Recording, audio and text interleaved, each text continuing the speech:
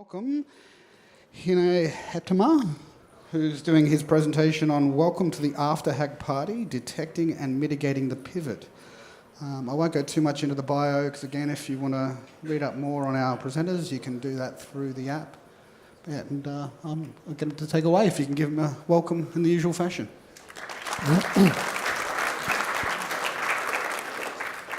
So thank you. During the day, I'm in charge of the operational security team at the University of Auckland. So I have a very lively interest in security operations and architecture and how those two things interact. And in important measure, that is the driver for today's talk. So there is a little rider on it, and that is that we don't currently do everything that I'll be talking about, but I've got good reasons to think that doing those things is wise. And for that reason, I am now going back to my organization to start making some of these things happen. So just realize that a lot of what I'll be talking about is accomplishment, aspiration, but also reflection. And the reflection was an important part driven by the fact that I noticed about 18 months ago, a lot of people started approaching me and wanting to sell me tooling to do east-west type detection on my network. And I believe that a lot of that tooling is really good, and those vendors, they work really hard. If you talk to them, you'll very quickly discover that that tooling isn't cheap. And for that reason, if you're on a very low budget like me, running a university security team, you start using your brain and say, okay, so what do we really need and what do we need it for? And this talk is in large part a reflection of that process. So the motto I chose is that first hacks are seldom final hacks. And I've already had some questions about that. What do you really mean by that? And it's actually really simple. What I mean is that if people gain a foothold in your environment, maybe through a spearfish with a rat attached or any other means, quite often they don't want that desktop. They may want the user identity on their desktop, but they're not that interested in the desktop. They're interested in things that that desktop gives access to. So there is further tooling and further methods are being deployed to try and get from that desktop deeper into your network. And I think as security teams, what we've done really well, or relatively well in the last 10 years, is to really work on that border and to say the stuff that goes in and out of our network, we really want to know what goes on there, we really want to be able to control that. The piece that we don't do so well is, I think, from those beachheads deeper into our network, we suddenly find that things are relatively wide open. And the motivating factor there is really that we're now changing our stance in security from saying we can keep the bad guys out to saying the bad guys are probably already in somewhere. And that really means that these type of things that I'll be talking about around response and around detection of those second stage attacks, I think in the future will become really, really important for every security team. So what will I be talking about? I want to briefly go into an evolution of security architecture. I want to talk a bit about security services. I have a very strict definition of security services and things that we do in our team and things that we do not do, and a framework around that, which is what I'll use for this talk. Then I'll start applying that to the second stage hacking, the after hack as I call it. And I'll talk a bit about TTPs, what they are, and how we can employ that as a security team. And from there, we can derive a whole set of practices and tooling that I think would be very good to have for us in that stage of attack. And some of that tooling is readily available and some of it is not. So the evolution of architecture. The old IT architectures were really eggs. If you think about your old Windows NT4 domains, and we carried some of that over, every authenticated user is a trusted entity on the network, and that's still the case. in Active Directory. And the way a lot of old networks were built, it was a hard shell, not that hard with an egg, but relatively hard, and then soft and chewy on the inside. Then we thought, well, that soft and chewy bit is really not so good. We need defense in depth. And as soon as you start taking an egg architecture and put defense in depth on top of it, you get a fortress.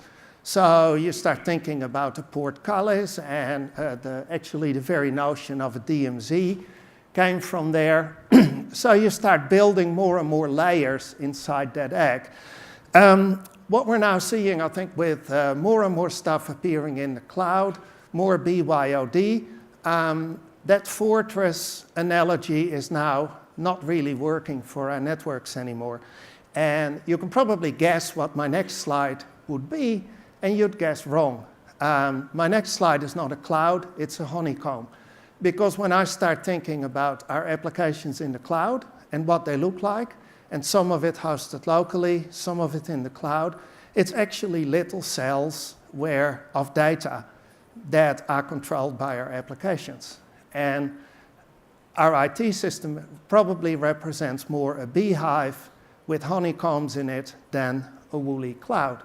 And in some ways that is good. But what happens when your application becomes a bee, or your application infrastructure becomes a beehive?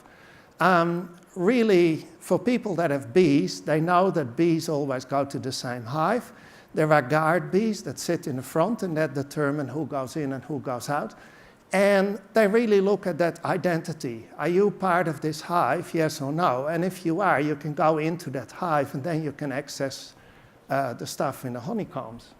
So what is really becoming a key security boundary, and I wasn't the one who invented this, that was the guy who wrote this article here. What is really becoming a key security parameter, a key security boundary, is people's identity. And that is something that I think is very useful to reflect on. Because the big problems we have with identity is a very well-known problem, and that's digital exhaust. So people have got LinkedIn pages, Facebook pages, and the people that do the social hacking keep telling us that LinkedIn is really great. If they want to discover things about an organization, LinkedIn is a really good place to go because people reveal the technologies they work with, they reveal where they've worked, they reveal their skill set. And from there, people can derive and say, this company is using this or that technology. So that identity, especially of the people who administer your network, is becoming very important. So why are these second hacks and this whole after hack party, why is that such an issue? Excuse me. I think that there are a couple of good reasons, good structural reasons coming out of how security is evolving. The first of them is that everybody now knows the cyber intrusion kill chain. This diagram is I think more or less the original one coming from Lockheed Martin, demonstrating how an attacker moves through your network. If you look at this original implementation of it, or this original model, there is one step that's missing, and that's actually lateral movement. So this kill chain that is in the diagram doesn't take into account that when people get in, quite often they're not quite in the place where they want to be. So if we start thinking about that lateral movement, if you're an attacker and you just hacked that desktop and you want to get further into that network, what is it that you do? I call it a pivot. So you need, at that point, you need to change your tooling, you need to change your methodology, you need to change your approach. You've already got some privilege on the network, you probably want to escalate that privilege. Maybe you can run PowerShell really good, because there are now a lot of weaponized PowerShell kits available on GitHub and other places. So things like PowerSploit, and I looked sort of around for a couple of weeks, and it wasn't much work to find 5 or so of these like complete PowerShell frameworks for these stage of exploits that were very readily available. So you move from phishing and 0 days to the things that are more on the right of the frame. Looking at scanning, looking at PowerShell exploits, phishing, not phishing, privilege escalation, pass the hash, golden and silver tickets, maybe RAM scraping. There's all kinds of stuff that you can do. But this is not, all those things are not typically the things that you use on a first exploit, on a new network. So really the problem that the hacker has at this point is we've got a beachhead, we're not quite where we want to be, we haven't quite got the right access level, we haven't quite got the right tooling. So let's change. And I think one of the things that characterizes this for me, which is where I'm getting a little worried managing a security team, is that a lot of the tooling that is being used is what I'd call normal tools. Your normal system administration tools start becoming hacking tools at this stage in the game. And that is a worry. I also think that that statement explains a little bit this diagram from Mandiant. This is the latest version. So the people that are still saying that a hacker is present well over 200 days, that comes out of the last year's version of this report. What you're looking at here is this year's version of the report. So Mandiant, they look at thousands of cyber intrusions and an average of 146 days. What I really find interesting there is the difference between the people where somebody else comes and tells them. So that's the white number in the middle, the external notification. That is 320 days, so significantly longer than the 200 that people talk about. Internal discovery is 56 days. And for me, that really makes it clear that having that detection capability for all of these stages of the cyber kill chain is really key for operational security teams going forward. Because even if you stay on the average there, being able to drive it from 300 days to 60 days is around an 80% improvement. Yes. The other thing is from the Verizon DBear report. It's also a graph that I think is very telling. Unfortunately, in this year's version, there are some dotted lines in there that I can see now, but they're really, really hard to see in the PDF. But basically, the upper line is time to compromise is days or less for systems, and the blue line at the bottom is time to discovery is days or less. And the big worry there is that since about 2005, those two lines have been diverging. Both of them go up, but still the blue line goes up at a much slower slope. And the big lesson there is that there is a big detection gap. It was big in 2005, 67%, and for 2015 it was 84%. It's actually, in 2014, it's shrunk a little bit to 60%, but it's come right back up. So that is, I think, illustrative of the problem that we have in this space. Why are the bad guys winning? So there are three big reasons, I think, if you look at the dynamics of the attack. And that is that there is a large and growing detection gap. We're just not good enough at detecting this type of stuff.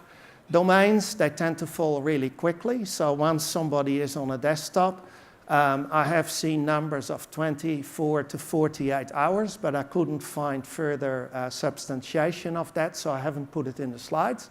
But 24 to 48 hours is indicative. And sophisticated hackers are very good at hanging around. And obviously, we're giving them a lot of time. So how do we stop this? Because ultimately, that is my job. That is what the university pays me for. And being a philosopher by training, I actually like to think about these things and sort of draw up some frameworks and principles and then take things from there. And that is pretty much the rest of the talk. So when I communicate security services to the wider business, I usually give them these 4 bullet points. I say, really what we want to be looking at in terms of practices is that the stuff that we do is secure by design, secure in deployment, secure in operation, and secure in breach. And we have to have, as a security team, underpinning services for all of these things. And in the rest of the talk, I will take that model and I will apply it to this particular problem. So I have a quick slide on TTPs. You hear TTPs quite a lot.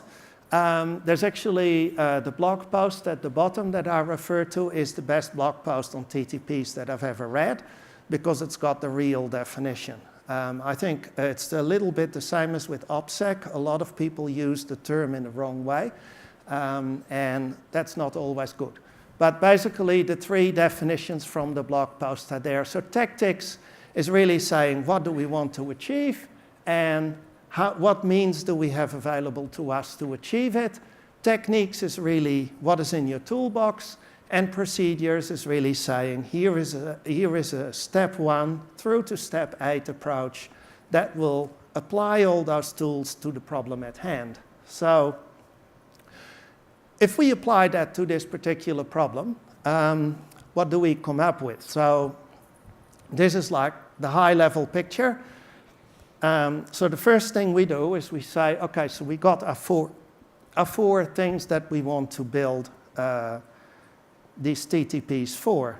Then we do the TTPs, and then basically we can fill in the matrix. And initially, that is how I thought this talk was going to end. And then I found that in every gray box, I could fill in so many things that the writing just had to get smaller and smaller and smaller. So emphasize, I would have been here for hours and hours. So I thought, let's be quicker about it and take a case study. And the case study I took is actually fairly straightforward.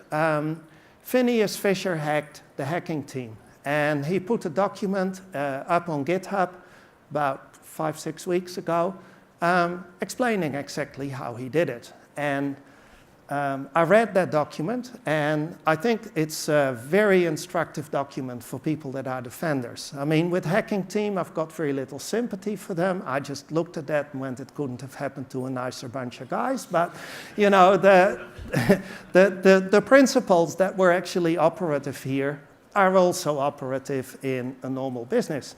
So what happened? There were basically 4 easy steps. The first one was that they ran a NAS, and on the NAS they had a whole bunch of backups, and the backups contained a password. So that was the first thing.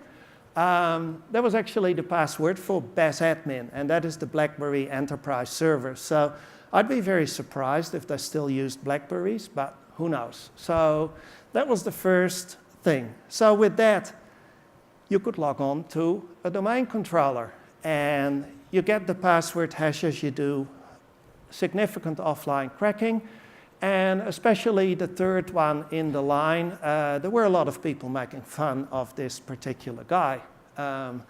So the next thing, at that point, you pretty much got all the emails and all the files, because you're any domain admin on the system that you want.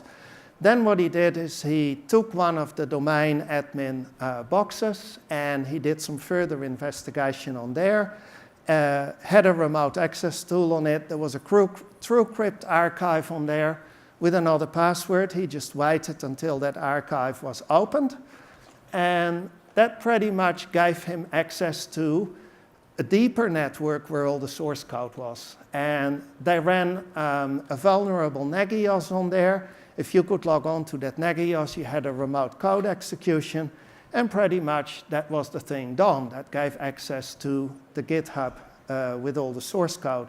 So I think if you look at it broadly, what went wrong here? There's a couple of things that stand out pretty immediately. Password hygiene would be one.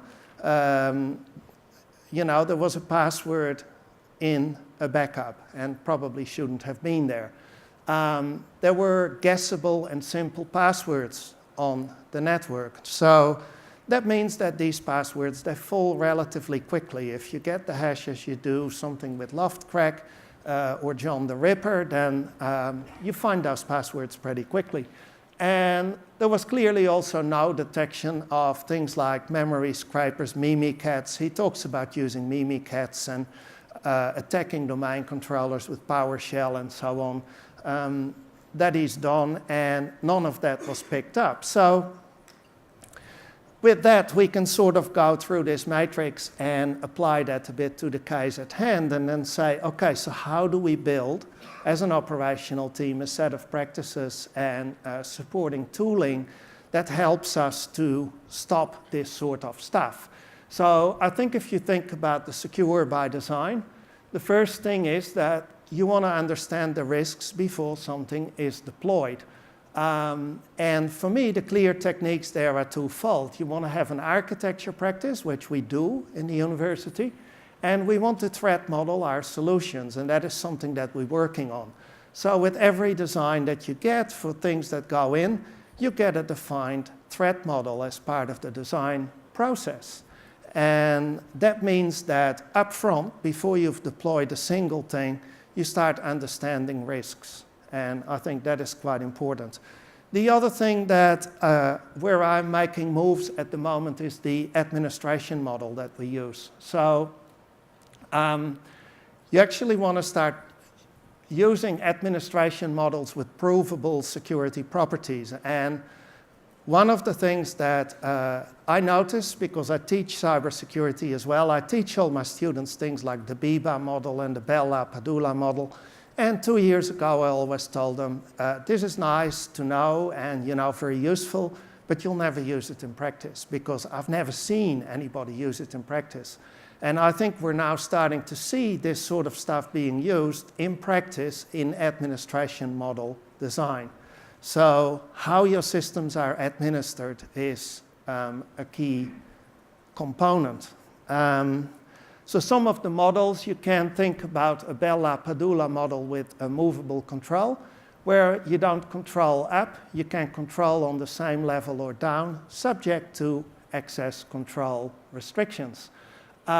Using two-factor authentication for all your admin functions is, I think, another key thing that we now have to look at. One of my frustrations there is with a well-known vendor, where I think it's only their 2016 product that you start getting feasible ways for enforcing two-factor two-factor authentication for administrative functions. Thinking about deployment, what you really want for your application is secure homes. And how do you do that? Well, if you do the threat modeling, you've got understood threats. You can then manage the risk around those threats. You can do penetration testing against those threats.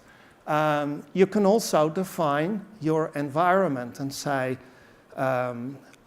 for instance, on a web application firewall, here is a whole bunch of templates that we have to deploy to manage that risk. So deployment templates. The procedures, deploy everything in a patched state. That sounds like really, really obvious. It's something that I think throughout my 10 years or so, I've always seen people struggle with this. By the time you come to deploy something and it's all working, it's like, oh, the patches were last applied 3 months ago and we should probably do it, but we want to go live on Friday, so maybe let's just do it, 1 week in. Using of automation tool, cloud deployment tool, scripts, automated builds that are security tested beforehand, that really helps to harden things. I think the main thing here, though, sits in operation. You can buy very expensive tooling, and if you need the very expensive tooling, then a lot of that is available. But I think it really pays to understand what tooling you need, where you need it, and what you want out of it, and what you can do with the tooling, with what the tooling gives you. So the tactic there is really that the way in which an environment operates, you want it to be visible.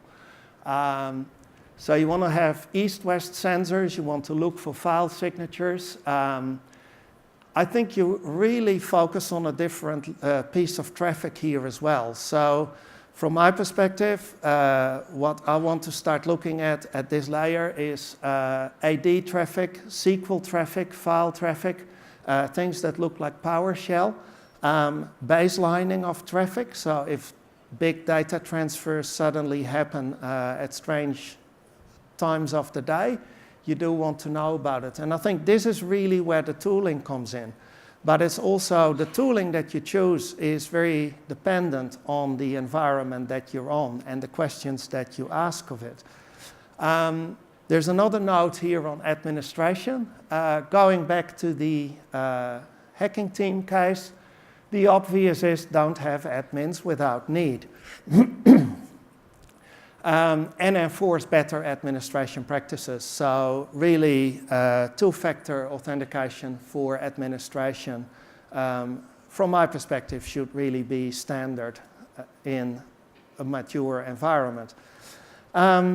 Thinking a bit more about the east-west sensors and your back-end detection of bad stuff, I thought a bit about the type of sensors that we want. And like pretty much every other large organization in the room, we are heavily virtualized. So we run a lot of stuff on VMware. And that really means that the type of sensor that you want there is a virtual machine. It's not a hardware device that you need to deploy in a data center. Ideally, it's a virtual machine that does a very small piece of network monitoring, but does it extremely well. You want a minimal disk system, probably mapped into memory for speed, minimal amount of work, and then hand it off for further analysis with wire speed packet reassembly if you can. And then for the analysis framework, you want it to be highly pluggable. So there is a lot of tooling in this space, open source tooling. If you got Elastic, for instance, as a logging system, you can think about things like PacketBeat that will do quite a lot of this for you. And I think that there is a lot of security benefit to be had from there. You got very large data volumes, I think. As soon as you start looking at data center traffic, you get pretty large data volumes. You got also different interesting ports. So the ones that I think will be very interesting to look at here is your Kerberos traffic, your DNS ports, your SMB ports, so files that are being saved or moved from file shares, and all your database ports, what is going on there. The last thing you really want to look at is incidents. So if something happens, you want to figure it out why it happened and how it happened. So a key there is that you do your incident response improvement loop. If you don't close your incident response loop, you're not quite doing it right. And you can close it in one way by just remediating the individual incident, or you can close it via multiple improvement paths by pulling the intelligence out of that incident and then starting to use that in your incident and event management system. So learning and improving from incidents. So I don't know about you, but this is the sort of stuff that for the last 10 or 15 years I have seen done really, really poorly by companies. And that is about it. So okay. I'd be happy to, to talk a bit more about specific tooling or so if people got questions and share some ideas about that. So yeah, it looks like we've got a couple of questions. So I'll put the first one up on the screen. So the first one is thoughts on tools which provide network traffic analysis for detection of pivots and after pivot activity, big data heuristics. So yeah, I guess just asking what your thoughts are. Yes. So I've looked at a couple of things already. So I think if you do big data heuristics with something like Elastic, there is a very interesting plugin that they've got that is called PacketBeat, that you can make listen on specific ports and then say, I want to know about DNS queries and responses, and I want to know about Kerberos traffic. And it can basically pick that traffic off the wire and it can push it straight into your Elastic, and that where you can combine it with logging data. Lockheed Martin has also open sourced an interesting tool which is called Leica Boss. You build a small sensor based on Vortex. Vortex is an ultra-fast IDS. It's really, really fast. And it does file extraction out of your HTTP traffic on the fly. And then you can run those files through an analysis system that they wrote in Python, which is all MQ based. And that gives you things like YERA signatures and a lot of the config information if you find that that is an executable file, which again you can then pick up from there and you can push it into your Elastic. I also think at this layer, I would probably go for a sensor like Bro over Suricata, for instance. I think Suricata is really good at picking up malware that's exiting your network and malware that's hitting you. But I think Bro has really got a lot of the scripts that will let you look in detail at SQL traffic and things like that. So I would actually say, based on the fact that you want to have that sensor virtual, you really want to go for a situation where you build a small thing that does probably only one job, but does it really, really well. So that would be my answer to that. So given the complexity of provable designs, such as software verification complexity analysis, can you give an example of the levels and depth you are using the principle? Right. So I think neither the Biba nor the Bell-LaPadula model is going to work straight out of the box, and that is because in the Bell-LaPadula model you got a fixed control. So you've got a bunch of writes that you can push up and down to the several levels, but you have a controller of a piece of information and you cannot move the control. I think what happens with system administration is that you need to move that control. So my answer would be that we do not have a formal model at the moment, and it would be a really interesting academic exercise to look at developing one. I know Microsoft has recently provided quite a bit of good guidance on how to manage Windows domains that implement some of these principles. And that would really be a good place to start if you look for practical guidance. And the last question we have is, what are your thoughts on purple teaming? I don't know what a purple team is. I would give you a definition if I knew myself. So, what was it? Does Michael wish to give us a definition of purple teaming? It's a combination of red and blue. Okay. We know what red is, we know what blue is. How they marry together is a different kind of question. So having done the red team workshop yesterday, I think rather than saying I do a purple team, I just think that's too messy. I should also say I'm Dutch, and we've had a couple of what they call purple governments, and they've left various messes in their wake. So my thought on it is that I'd actually be a lot more interested in starting to use some of these techniques to do very specific threat hunts. So take a pile of intelligence and then have tooling that can go out on the network with that intelligence, where you can load that up and say, these are typically things that happen on database servers, for instance, that will give you that type of indication. And rather than trying to mix red and blue teams, I think I would build a good threat hunt practice first, and then maybe look at how I could evolve that into a purple team. I don't know if that's much of an answer, so just shout out if you think. Okay, I think we'll leave it at that. And just as a thank you, if everyone could give a hand for Hinne. So, as a thank you, it's a macadamia nut handmade bowl so that you can kind of take a piece of Queensland with you. That's great. So thank you very much. And we'll all break for afternoon tea.